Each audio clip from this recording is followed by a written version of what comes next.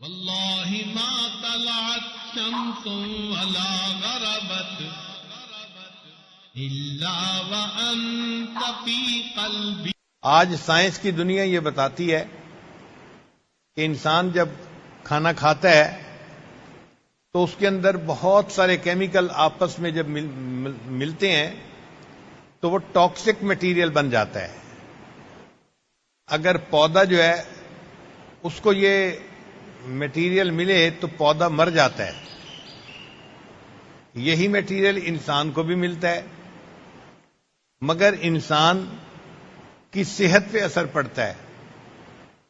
اب جب یہ ٹاکسک مٹیریل بنتا ہے تو جسم اس کو سیل کے اندر محفوظ کر کے رکھ دیتا ہے کہ جب میرے پاس فارغ وقت ہوگا میں اس کو پروسیس کروں گا. اس کی مثال یوں سمجھیں کہ جیسے گھر میں بہت ساری چیزیں یکدم آ گئیں تو عورتیں ان کو تھیلوں میں ہی رکھ دیتی ہیں